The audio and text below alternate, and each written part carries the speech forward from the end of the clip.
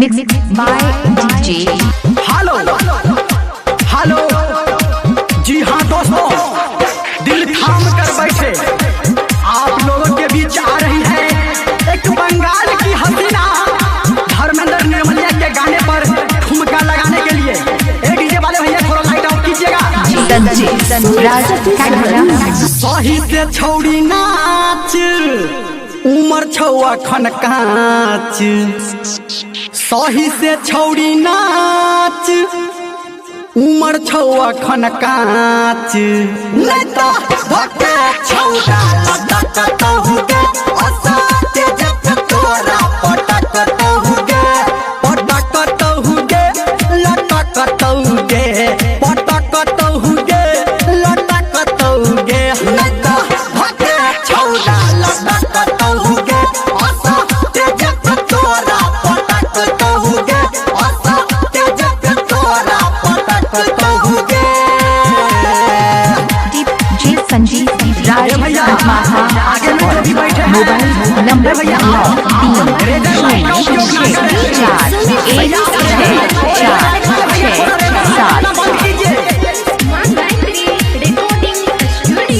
एना नहीं छोड़ी बैठ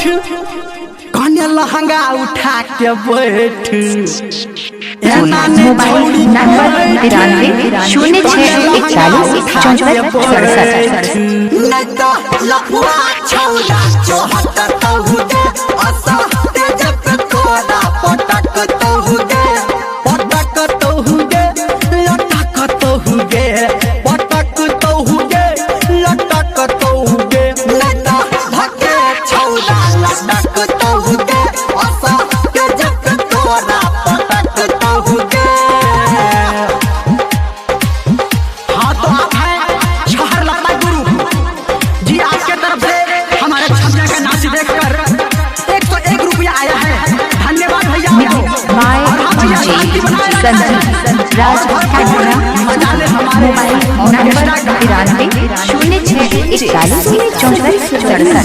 करे नहीं लट लट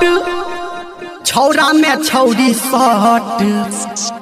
करे नहीं लट लट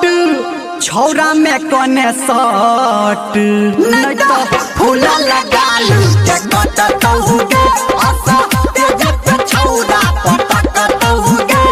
पटक होगे लटक होगे पटक होगे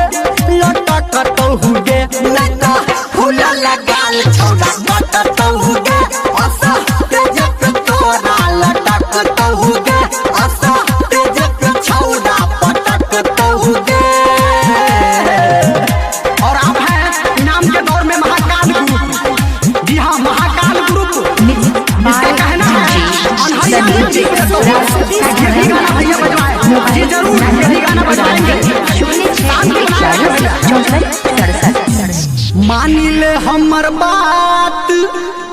धर्मेंद्र के चल साथ, मानी ले हमर बात निर्मलिया के चल साथ, नहीं तो चोली चर चर भटक होगे असाते जब छौड़ा लटक होगे लटक होगे पटक होगे फटक होगे फटक होगे, नहीं तो धक्के छौड़ा लटक होगे असाते जब तोरा पटक होगे। DJ संजीव राज सुपौल मोबाइल